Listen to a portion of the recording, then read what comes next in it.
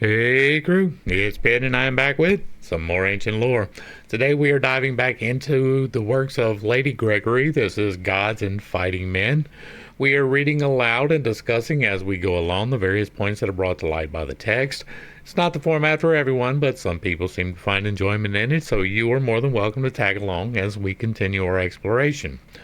I don't know that I'll have a whole lot to add to this one again today. This is a reading aloud of the history. It is me getting knowledge, not really giving it away. So you are still more than welcome to tag along. And again, if you were unfamiliar with me or any of my unconventional beliefs, or if at any point in time I have something to say and I do lose you in the terminology, there will be several playlists linked in the corner above and the box below, along with the original source material, so that you can get a better understanding of who I am and why I say the things that I do. We're going to try to get through part 1, book 3, 2 parts today, which is part 2 and 3. If you're familiar and been tagging along, it got a little bit wonky there, but I think it straightens out from here on out. With that being said, we are going to dive in and continue our exploration of Gods and Fighting Men by Lady Gregory. Part 1, Book 3, The Landing. Sorry. It is not known now for what length of time the Tuatha De Dannon had sway over Ireland, and it is likely it was a long time they had it, but they were put from it at last. Let me see if I can get you all a little bit better view on that. Not really. It was Inversland to the north of Leinster, and again, I am not good with the names. I do not have the Celtic dialect and the Gaelic. It is not part of my vernacular, so if I murder these names, it is not intentional. It was at Inversland to the north of Leinster, the sons of Gael of the shining armor, the very gentle, that were called afterwards the sons of the Gael, made their first attempt to land in Ireland to avenge Ith, one of their race that had come there at one time and had met with his death. It is under the leadership of the sons of Milid they were, and it was from the south they came, and their druids had told them there was no country for them to settle in till they would come to that island in the west. And if you do not get possession of it yourselves, they said, your children will get possession of it. But when the Tuatha De Dannon saw the ships coming, they flocked to the shore, and by their enchantments they cast such a cloud over the whole island that the sons of Milid were confused, and all they could see was some large thing that had the appearance of a pig. And when they were hindered from landing there by enchantments, they went sailing along the coast, till at last they were able to make a landing at Inverseen to the west of Munster. From that they marched in good order as far as Sliabh Miss, and there they were met by a queen of the Tuatha De Dannon, and a train of beautiful women attending on her, and her druids and wise men followed her. Amergin, one of the sons of Milid, spoke to her then and asked her name, and she said it was Banba, wife of Macquill, son of the Hazel. They went on then till they came to Sliabh Ibhelin. Sorry, and there was another queen of the Tuatha De Dannon met them, and her women and her druids after her, and they asked her name, and she said it was Fudla, wife of Macecht, son of the plough.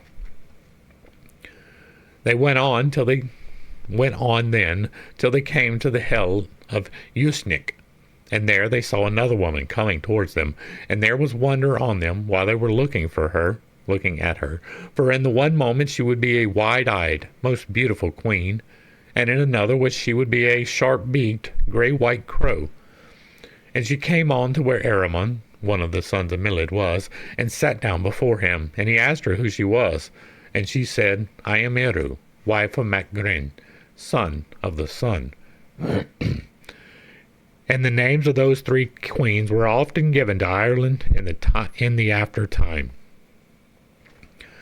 The sons of the Gael went on after that to Timir, where the 3 sons of Sedermit Honeymouth, son of the Dagda, that had the kingship between them at that time held their court, and these 3 were quarreling with one another about the division of the treasures their father had left, and the quarrel was so hot it seemed likely it would come to a battle in the end.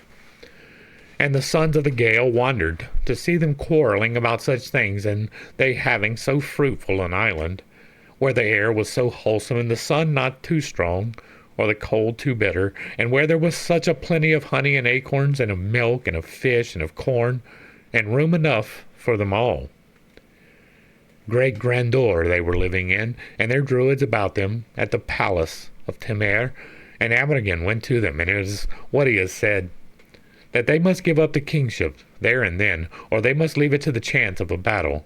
And he said he asked this in revenge for the death of Ith, of the race of the Gael that had come to their court before that time, and that had been killed by treachery. When the sons of Sermate Honeymouth heard Amergin saying such fierce words, there was a wonder on them, and it is what they said, that they were not willing to fight at that time, for their army was not ready. But let you make an offer to us, they said, for we see well you have good judgment and knowledge. But if you make an offer that is not fair, they said, we will destroy you with our enchantments.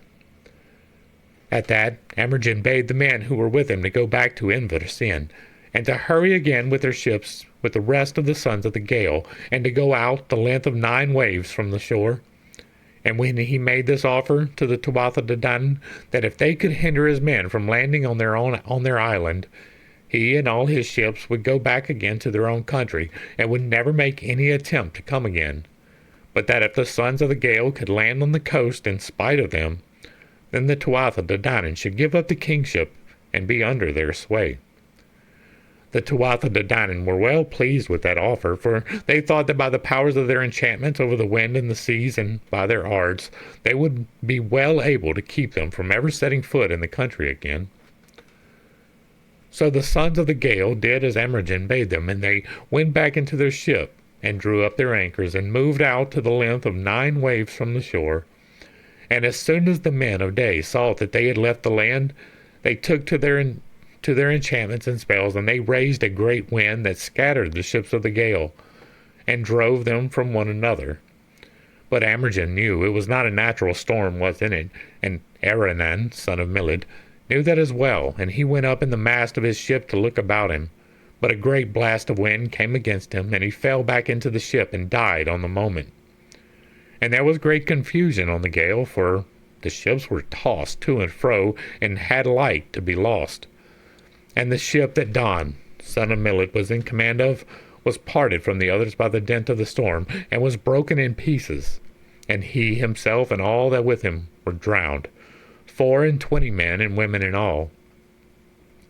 And Er, son of Millet, came to his death in the same way, and his body was cast on the shore, and it was buried in a small island that is now called Scalig Mikil. A brave man Er was, leading the sons of the Gael to the front of every battle, and their help and their shelter in battle, and his enemies were in dread of his name. And Haramon, another of the sons of Milid, with his share of the ships, was driven to the left of the island, and it is hardly he got safe to land, and the place where he landed was called Enverkolpa, because Kolpa of the sword, another of the sons of Milid, was drowned there, and he was trying to get to land. 5 of the sons of Milid in all were destroyed by the storm, and the winds the men of day had raised by their enchantments, and there were but 3 of them left, Heber, and Haramon, and Amergin. And one of them, Don, before he was swept into the sea, called out, "It is treachery our knowledgeable men are doing on us, not to put down this wind." "There is no treachery," said Amergin to his brother, and he rose up before them, and whatever enchantment he did on the winds and sea, he said these words along with it: "That they are tossing in the great wide food-giving sea may now reach to the land, that they may find a place upon its plains, its mountains, and its valleys, in its forests that are full of nuts and all fruits, on its rivers and its streams, on its lakes and its great waters. That we may have our gatherings and our races in this land, that there may be a king of our own in Temer, that it may be the possession of our many kings. That the sons of Milid may be seen in this land, that their ships and their boats may find a place there. This land that is now under darkness, it is for it we are asking. Let our chief men, let their learned wives ask that we may come to the noble woman, great Eriu. And after he said this, the wind went down, and the sea was quiet again on the moment. And those that were left of the sons of Milid and the sons of the Gael landed then at Inversand. And Amergin was the first to put foot upon the land, and when he stood on the shore of Ireland, it is what he has said. I am the wind on the sea, I am the wave of the sea, I am the bull of 7 battles. I am the eagle on the rock, I am a flash from the sun, I am the most beautiful of plants, I am a strong boar, I am a salmon in the water. I am a lake in the plain, I am the word of knowledge, I am the head of the spear in battle. I am the God who puts fire in the head, who spreads light in the gathering of the hills, who can tell the ages of the moon, who can tell the place where the sun rests. And that is the end of this book. And now we have part 1, book 3, part 3, the Battle of Tuatha. And 3 days after the landing of the Gael, they were attacked by Ariu, wife of Macgurian, son of the sun, and she having a good share of men with her, and they fought a hard battle, and many were killed on both sides. And this was the first battle fought between the sons of the Gael and the men of Day for the kingship of Ireland. It was in that battle Fay, wife of the Un, was killed in a valley at the foot of the mountain, and it was called after her the Valley of Fay. The Scota, wife of Milid, got her death in the battle, and she was buried in a valley on the north side of the mountain, near the sea. But the sons of the Gael lost no more than 300 men, and they beat back the men of Day, and killed 1,000 of them. And Ariu was beaten back to Tuatha, and as many of her men as she could hold together, and when she came there, she told the people how she had been worsted in the battle, and the best of her men had got their death. But the Gael stopped on the battlefield and buried their dead, and they gave a great burial to 2 of their druids, Eir and Ethis, that were killed in the fight. And after they had rested for a while, they went on to Invercolpo in Leinster, and Heremon and his men joined him there. And then they sent messengers to the 3 kings of Ireland, the 3 sons of Sir Mate Honeymouth, and bade them to come out and fight a battle that would settle the ownership of the country once and for all. So they came out, and the best of the fighters of the Tuatha De Dannon with them, to Tuatha. And there they attacked one another, and the sons of the Gael remembered the death of Ith, and there was a great anger on them, and they fell on the men of Day to avenge him. And there was a fierce battle fought. And for a while neither side got the better of the other, but at the last the Gael broke through the army of the men of Day, and put them into rout with great slaughter, and drove them out of the place. And their 3 kings were killed in the rout, and the 3 queens of Ireland, Ariu and Fodla and Banba. And when the Tuatha De Dannon saw their leaders were dead, they fell back in great disorder. And the sons of the Gael followed after them, but in following them they lost 2 of their best leaders, Culagni, son of Bregan, at Slieve Cuaglini, and Fuad, his brother, at Slieve Fuad. And they were in no way daunted by that, but followed the men of Day so hotly that they were never able to bring their army together again, but had to own themselves beaten, and give up the country to the Gael. And the leaders, the sons of Mildred, divided the provinces of Ireland between them. Heber took the 2 provinces of Munster, and he gave a share of it to Amergin. And Heremon got Leinster and Connacht for his share, and Ulster was divided between Imher, son of Eir, son of Milid, and some others of their chief men. And it was the sons of Amir that were called the children of Rudrogay, and that lived in Macha for 900 years. Some of the best men of Ireland came. Fergus, son of Rogue, was one of them, and Conall Cernach, of the Red Branch of Ulster. And from the sons of Ith, the first of the Gad to get his death in Ireland, there came in the time after that Fatath Canaan, that got the sway over the whole world from the rising of the setting sun, and took hostages of the streams and the birds and the languages. And it is what the poets of Ireland used to be saying, that every brave man, good at fighting, and every man that could do great deeds, and not be making much talk about them, was of the sons of the Gael, and that every skilled man that had music, and that did enchantment secretly, was of the Tuatha De Dannon. But they put a bad name on the Firbolg and the men of Dominan and the Gaelion for lies and for big talk and injustice. But for all that, there were good fighters among them, and Feriad, and made so good a stand against Culclian, and the war for the bull of Cuaglin was one of them. And the Gaelion fought well in the same war, but the men of Ireland had no great liking for them, and their druids drove them out of the country afterwards. And that is going to be the end of that particular section. And since we are only 15 minutes in, we're going to go ahead and start on Book 4. Part 1, Book 4, Bob Dieg. But as to the Tuatha De Dannon, after they were beaten, they would not go under the sway of the sons of Meled, but they went away by themselves. And because Mananan, son of Leader, understood all enchantments, they left it to him to find places for them where they would be safe from their enemies. So he chose out the most beautiful of the hills and valleys of Ireland for them to settle in, and he put hidden walls about them that no man could see through, but they themselves could see through them and pass through them. And he made the feast of age for them, and what they drank at it was the ale of Guabniu, the smith, that kept whoever tasted it from age and from sickness and from death. And for food at the feast he gave them his own swine, that, though they were killed and eaten one day, would be alive and fit for eating again the next day, and that would go on in that way forever. And after a while they said, it would be better for us one king to be over us than to be scattered the way we are through the whole of Ireland. Now the men among them that had the best chance of getting the kingship at that time were Bob Dieg, son of the Dagda, and Ilbric of Esruach, and Lear of Sid Finanac, the hill of the white field on Slieve Fiad, and Midhier the proud of Breleith, and Angus Og, son of the Dagda.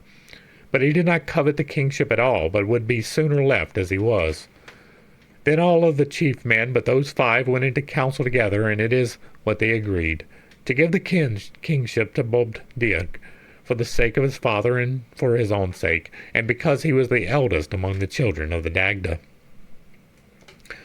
It was in Sied Femin Bob Dieg had his house, and he put great enchantments about it. Cleac, the harper of the king of the 3 Rosses in Connacht, went one time to ask one of his daughters in marriage, and he stayed outside the place through the whole length of a year, playing his harp, and able to get no nearer to Bob or to his daughter. And he went on playing till a lake burst up under his feet, the lake that is the top of a mountain, Loch Belsiad. It was Bob's swineherd went into Degda's end, and his squealing pig along with him. The night Conaire, the high king of Ireland, met with his death, and it was said that whatever feast that swineherd would go to, there would be bloodshed before it was over. And Bob had 3 sons, Angus, and Artric, and Aed, and they used often to be living among men in the time of the Fianna afterwards. Artric had a house with 7 doors, and a free welcome for all that came, and the king's son of Ireland and of Alban used to be coming to Angus to learn the throwing of spears and darts. The troops of poets from Alban and from Ireland used to be with Aed. That was the comeliest of Bob's sons, so that his place used to be called the Rath of Aed of the poets. And indeed, it was a beautiful rath at the time, with golden yellow apples in it and crimson pointed nuts of the wood. And after the passing away of the Fianna, the 3 brothers went back to the Tuatha De Dannon. And Bob Dieg was not always in his own place, but sometimes he was at Angus at Brug na Boin. 3 sons of Luag de Men, king of Ireland, Iocade and Fiacha and Rued, went there one time, for their fathers refused them any land till they would win it for themselves. And when be said that, they rose with the ready rising of one man, and went and sat down on the green of Brug na Boin, and fasted there on the Tuatha De Dannon, to see if they could win some good thing from them. And they were not long there till they saw a young man, quiet, with pleasant looks, coming towards them, and he wished them good health, and they answered him the same way. "Where are you from?" they asked him. "From the Rath beyond with the many lights," he said. "And I am Bob Dieg, son of the Dagda," he said, "and come in with me now to the Rath." So they went in, and supper was made ready for them, but they did not use it. Bob Dieg asked them why it was that they were using nothing. "It is because our father has refused land to us," said they, "and there are in Ireland but two races, the sons of the Gael and the sons of men and the men of D. And when one failed us, we are come to the other." Then the men of Day consulted together, and the chief among them was Mithier of the yellow hair. And it is what he said, "Let us give a wife to every one of these three men, for it is from a wife that good or bad fortune comes." So they agreed to that, and Mithier's three daughters, Dwarn and Naif and Elbe, were given to them.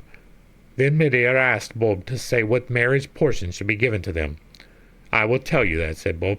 "We are 3 times 50 sons of kings in this hill. Let every king's son give 3 times 50 ounces of red gold. And I myself," he said, "will give them along with that 3 times 50 suits of clothing in all colors."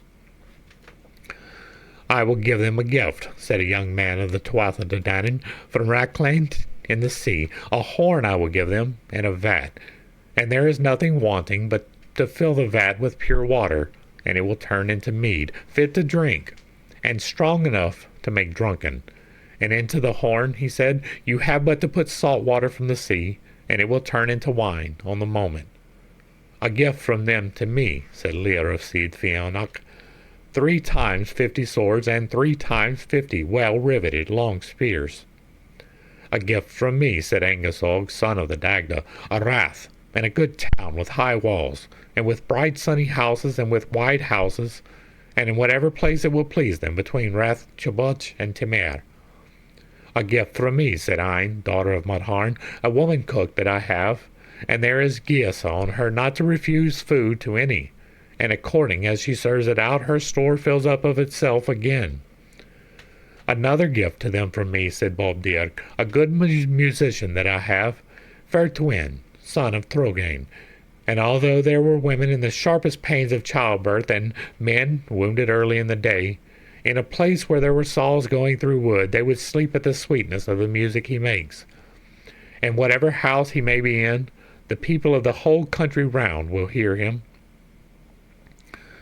So they stopped in Brug na Boan 3 days and 3 nights, and when they left it, Angus bade them to bring away from the oak wood 3 apple trees, one in full bloom, and one shedding its blossom, and the third covered with ripe fruit. They went then to their own dun that was given them, and it is a good place they had there, and a troop of young men, and great troops of horses and of greyhounds, and they had 3 sorts of music that comely kings liked to be listening to, the music of harps and of lutes, and the chanting of Trogain's son.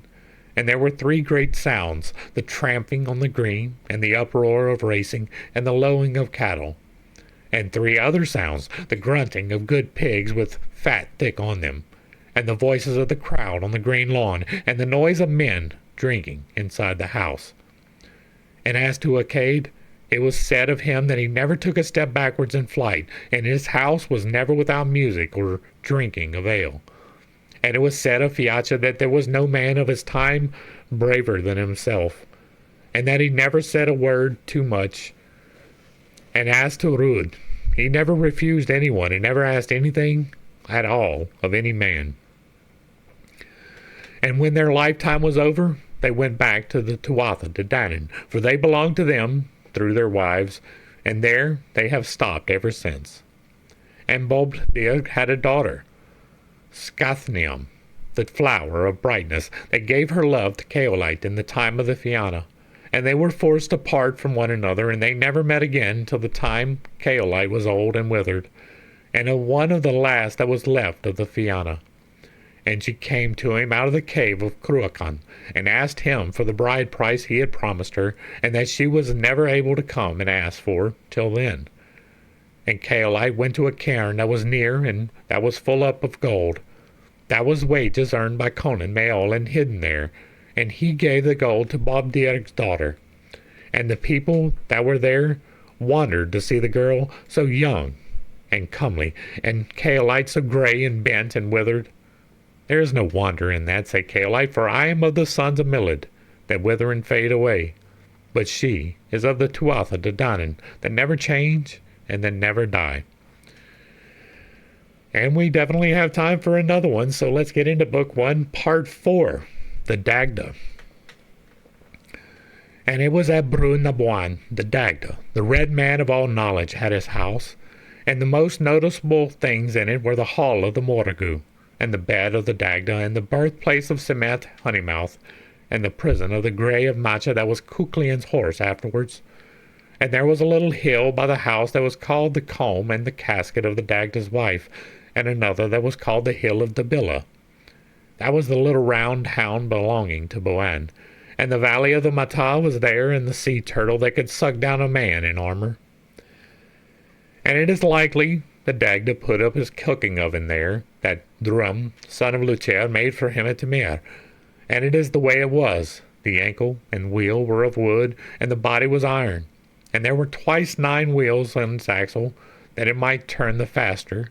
And it was quick as the quickness of a stream in turning. And there were 3 times 9 spits from it, and 3 times 9 pots. And it used to lie down with the cinders, and to rise to the height of the roof with the flame. The Dagda himself made a great vat one time for Ange, his daughter, but she was not well satisfied with it, for it would not stop from dripping while the sea was in flood, and though it would not lose a drop during the ebb tide. And she gathered a bundle of twigs to make a new vat for herself, but Gael, son of Nuada of the Silver Hand, stole it from her and hurled it away, and in the place where it fell a beautiful wood grew up, that was called Gael's Wood. And the Dagda had his household at Brún na Bwan, and his steward was Dachu, and Lyn Linafilach was the smith of the brew. And he lived in the lake, making the bright vessels of Fand, daughter of Flidhies. And every evening when he left off work, he would make a cast of the anvil eastward to Tuatha Na Desi, the anvil of the Desi, as far as the grave end. 3 showers it used to cast, a shower of fire, and a shower of water, and a shower of precious stones of pure purple. But Turbi, father of Gwebnu, the smith, used to throw better again, for he would make a cast of his axe from Tuatha Na Bella, the hill of the axe, in the face of the flood tide, and he would put his order on the sea, and it would not come over the axe. And Corin was the best of the harpers of the household. He was harper to the Dagda's son, Diankicht. And one time he called with his harp to Kelclear, one of the swine of Dubrin. And it ran northward with all the strength of its legs, and the champions of Connacht were following after it with all their strength of running, and their hounds with them, till they got as far as Seis Corain. And they gave it up there, all except Neil, that went on the track of the swine till he found it in the oak wood of Tarba. And then it made way over the plain of Ai, and through a lake. And Niall and his hound were drowned in following it through the lake. And the Dagda gave Corin a great tract of land for doing his harping so well. But however great a house the Dagda had, Angus got it away from him in the end, through the help of Manannán, son of Lear. For Manannán bade him to ask his father for it for the length of a day and a night, and that he, by his art, would take away his power of refusing. So Angus asked for the brook, and his father gave it to him for a day and a night. But when he asked it back again, it is what Angus said, that it had been given to him forever, for the whole of life and time is made up of a day and a night, one following after the other. And when the Dagda heard that, he went away, and his people and his household with him, for Manannán had put an enchantment on them all. But Daichu, the steward, was away at the time, and his wife and his son, for they were gone out to get provisions for a feast for Manannán and his friends. And when he came back and knew his master was gone, he took service with Angus. And Angus stopped in Brún na Bwan, and some say he is there to this day, with the hidden walls about him, drinking Guadagnieu's ale and eating the pigs that never fail. As to the Dagda, he took no revenge, though he had the name of being revengeful and quick in temper. And some say it was at Timir he made his dwelling place after that, but wherever it was, a great misfortune came on him. It chanced one time, Corrigan, the great man of Connacht, came to visit him and his wife along with him, And while they were there, Corrigan got it in his mind that there was something that was not right going on between his wife and Aed, one of the sons of the Dagda. And a great jealousy and anger came on him, and he struck at the young man and killed him before his father's face. Everyone thought the Dagda would take Corrigan's life then and there in revenge for his son's life. But he would not do that, for he said if his son was guilty, there was no blame to be put on Corrigan for doing what he did. So he spared his life for that time. But if he did, Corrigan did not gain much by it, for the punishment he put on him was to take the dead body of the young man on his back, and never lay it down till he would find a stone that would be its very fit in length and breadth, and that would make a gravestone for him. And when he had found that, he could bury him in the nearest hill. So Corrigan had no choice but to go, and he set out with his load, but he had a long way to travel before he could find a stone that would fit. And it is where he found one at last, on the shore of Loch Fabiel. So then he left the body up on the nearest hill, and he went down and raised the stone and brought it up and dug a grave and buried the Dagda's son. And it is many an echon he gave when he was putting the stone over him. And when he had that done, he was spent, and he dropped dead then and there. And the Dagda brought his two builders, Garban and Imhiel, to the place, and he bade them to build a rath there around the grave.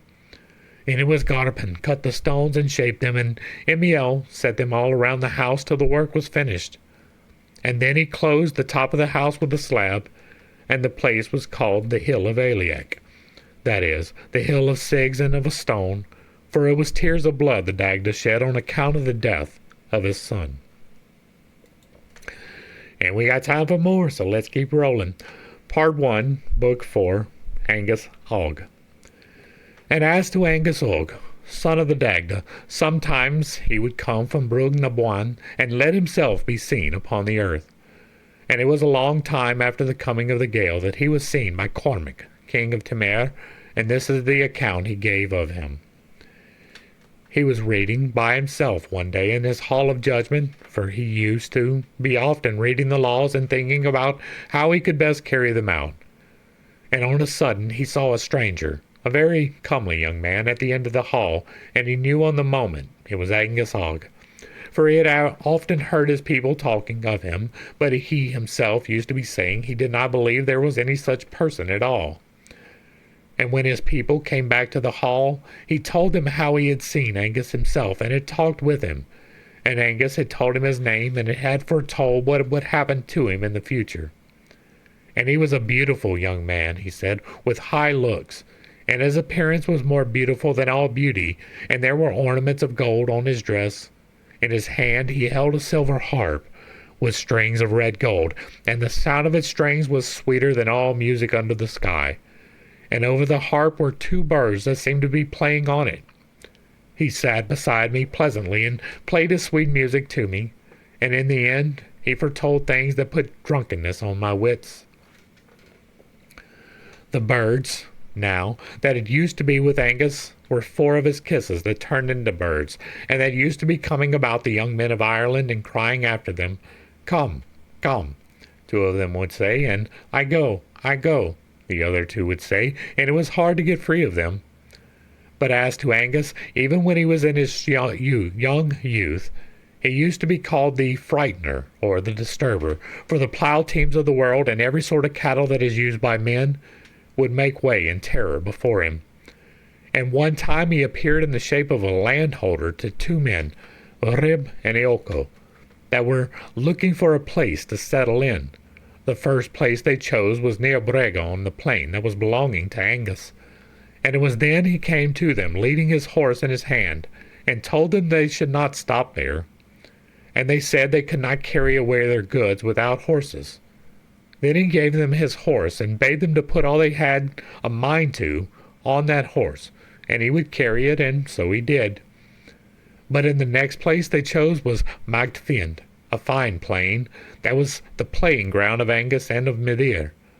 And that time Midir came to them the same way, and gave them a horse to put their goods on. and he went with them as far as Magdalrithan.